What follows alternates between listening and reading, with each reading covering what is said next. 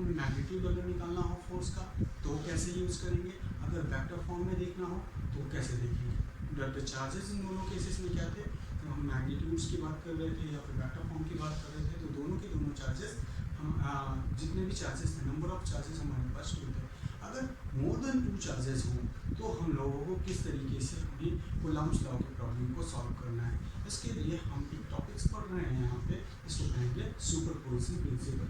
तो principal of superposition आज हम लोग को जानना है कि अगर किसी भी सिस्टम में मान लिया जाए, हम ये पॉइंट हमने यहाँ पे नोट कर रखा है कि according to principle of superposition if you want to calculate the net force on any charges due to another charges which if any charges is surrounded by more than 1 or 2 charges, then the net force on the given charges, इस पे हम net force निकालना चाह रहे हैं, उस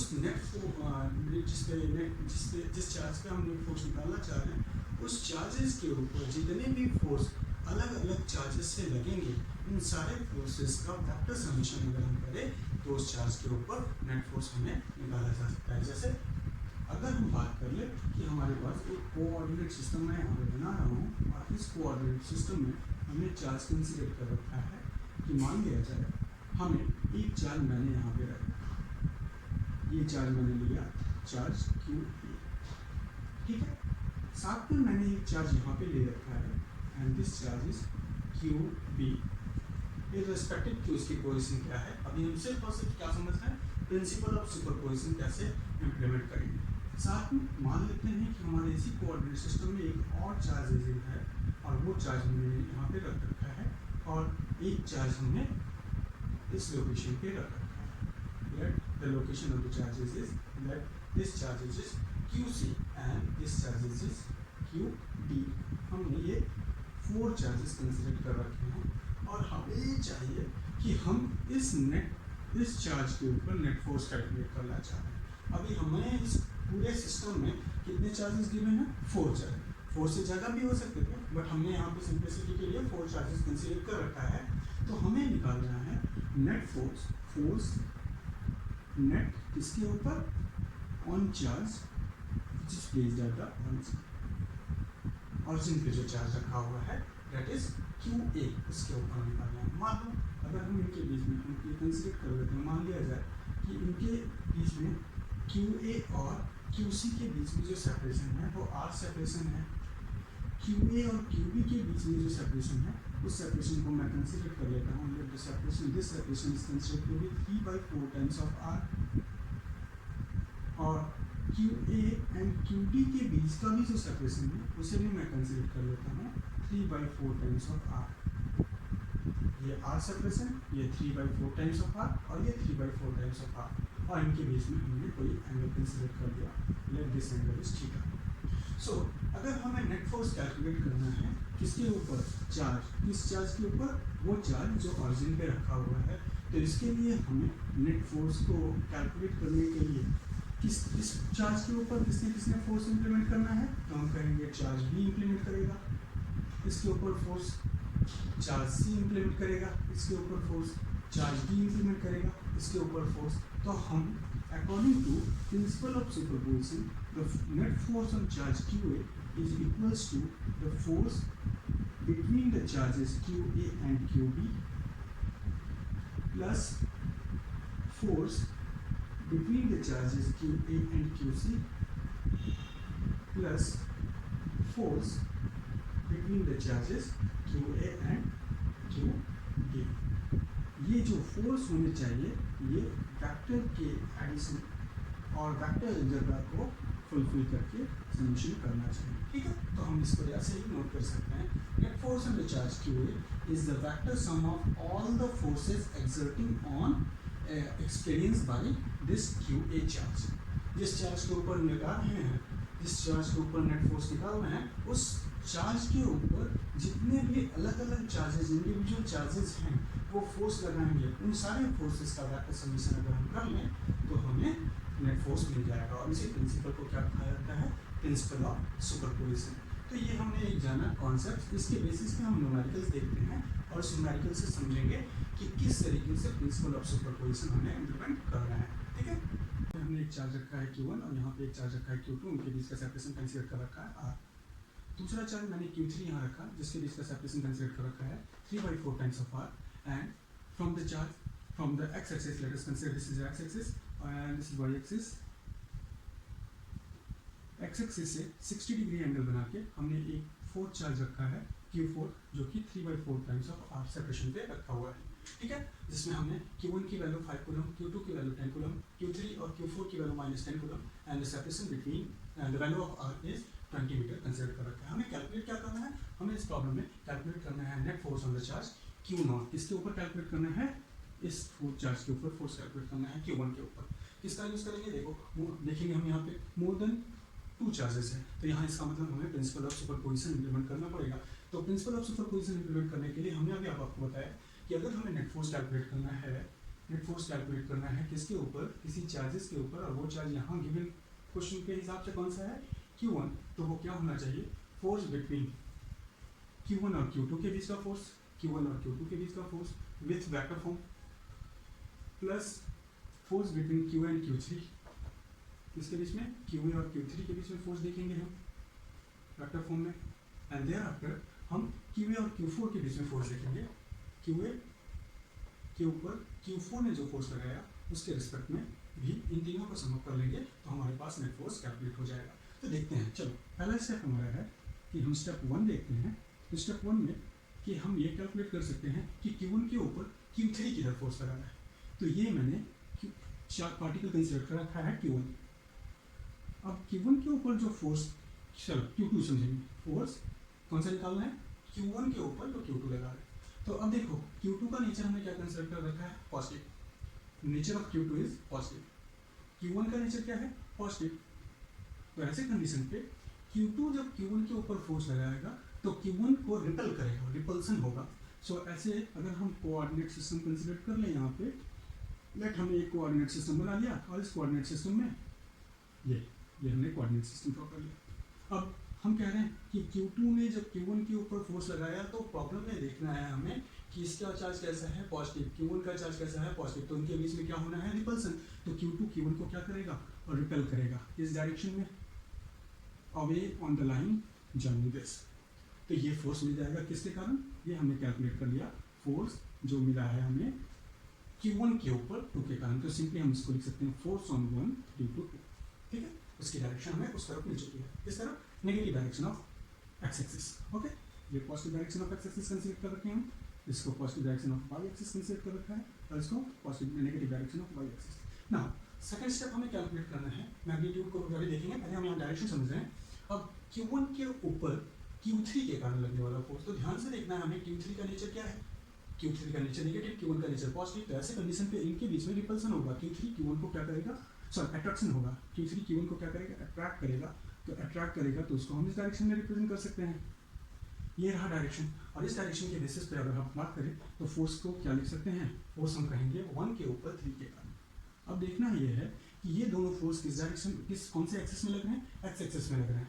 और दोनों के मैग्नीट्यूड को अगर हम लिखना चाहें तो हम negative direction of X axis जब लग रहा है तो आई कैप से रिप्रेजेंट कर सकते हैं, पॉजिटिव डायरेक्शन माइनस आई कैप से रिप्रेजेंट कर सकते हैं, और positive direction of X axis लग रहा है तो प्लस आई कैप से रिप्रेजेंट कर सकते हैं। नाउ अब हम थर्ड फोर्स को देखें तो थर्ड फोर्स हमारा Q4 है जो Q1 के ऊपर लगा रहा है, Q1 के ऊपर Q फोर्स लगा रहा है। Q फोर्स का नेचर भी कैसा है, नेगेटिव, और Q1 का नेचर कैसा है, पॉजिटिव। तो इनके बीच में क्या होगा बच्चों, Q1 को Q4 क्या करेगा, अट्रैक्ट करेगा। तो उसका डायरेक्शन मैं ये ड्रॉ कर लिया, the direction of force is towards Q4 from Q1। तो ये हो गया फोर्स का डायरेक्शन। अब इनके बीच का एंगल क्या है, तो हम कहेंगे this angle is 60 degree.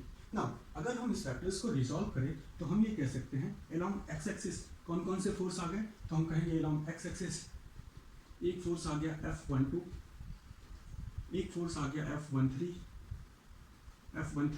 Positive direction of X axis है, F12 negative direction of X axis. और इस फोर्स को अगर रिजॉल्व करें तो उसके एक कंपोनेंट किधर आ जाएंगे, ये हम लोगों ने वेक्टर रिजोल्यूशन में पढ़ा हुआ है कि एक कंपोनेंट इसके इधर आ जाएंगे F14 के, और उस कंपोनेंट को हम कौन सा कंपोनेंट कह सकते हैं, एंगल एक्स एक्सिस से जुड़ा हुआ है तो cos 60 degree component.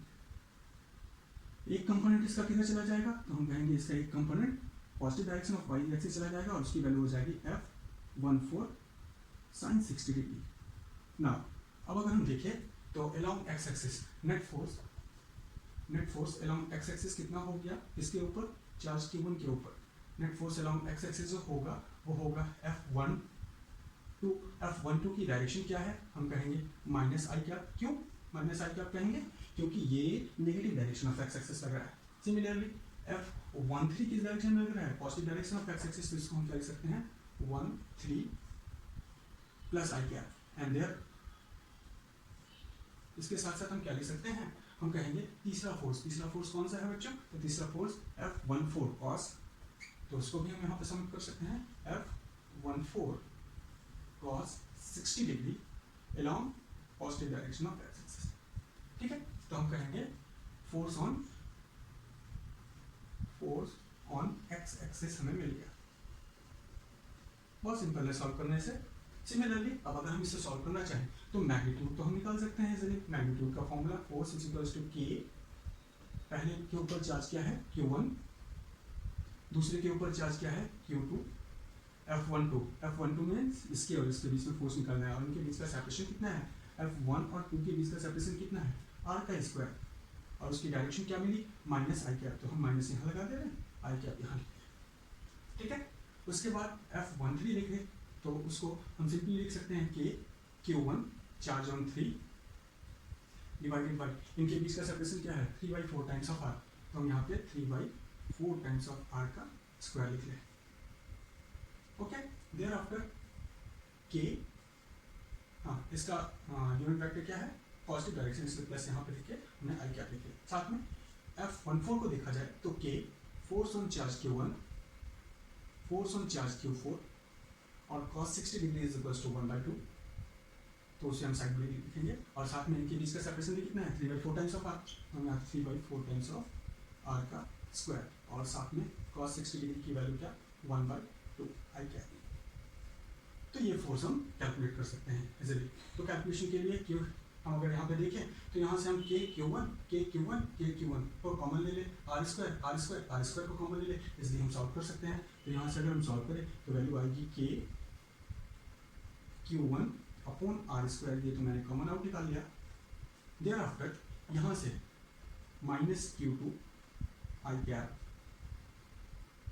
Plus 16/9 Q3 आई कैप प्लस 8/9 Q4 आई कैप, ये आपको सॉल्व करके मिलेगा। यार आफ्टर आप सब्स्टिट्यूट करके यहाँ पे फोर्स की value along x axis calculate कर सकते हैं। ये जो फोर्स निकाला है किधर निकाला है अलोंग एक्स एक्सिस। ओके, अब अगर इसी तरह से फोर्स कैलकुलेट करना चाहे तो फोर्स अलोंग वाई एक्सिस क्या होगा, force on Y axis is simply single force लगा हुआ है, आप ध्यान दो, तो यहाँ पर सिंगल फोर्स वाई एक्सिस में लगा हुआ है, तो net force on charge Q1 along Y axis क्या हो जाएगा, along y-axis will be equals to F14 sin 60 degree, और पॉजिटिव डायरेक्शन ऑफ y-axis को किससे रिप्रेजेंट कर सकते हैं, तो डायरेक्शन j कैप लगा के यूज कर सकते हैं। सो इसको लिखिए तो k times charge on 1 charge on 4 and divided by separation क्या है इनके बीच का सेपरेशन क्या है 3/4 टाइम्स ऑफ r, तो 3/4 टाइम्स ऑफ r को हम सिंपली लिख सकते हैं 16/9, तो यहाँ पे 16/9 K Q1 Q4 upon R square, और साइन 60 की वैल्यू कितनी होती है, हम कहेंगे √3/2 जे क्या। सो हमें दो वैल्यू मिल गई, एक फोर्स ये किधर मिला along y एक्सिस, ये कहाँ मिला along x एक्सिस। अब अगर नेट फोर्स निकालने की बात करी जाए तो नेट फोर्स का फॉर्मूला हम वेक्टर फॉर्म में पढ़ चुके हैं। Net force on charge Q1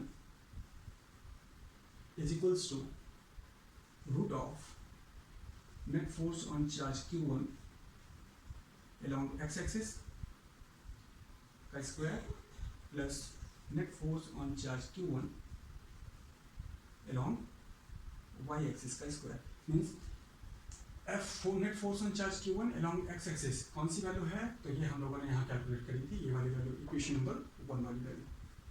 net force on charge along y axis क्या निकाला, ये निकाला जो कि इक्वेशन नंबर 2 वाली वैल्यू है, और उन दोनों को वैल्यूज रख के हम सॉल्व करेंगे और यहाँ हमें नेट फोर्स मिल जाएगा। अगर हम डायरेक्शन निकालना चाहते हैं, what will be net force on the direction of net force, तो हम उसको लिखेंगे tangent phi is equals to net force on charge Q1 along y axis divided by net force on charge Q1 along x axis।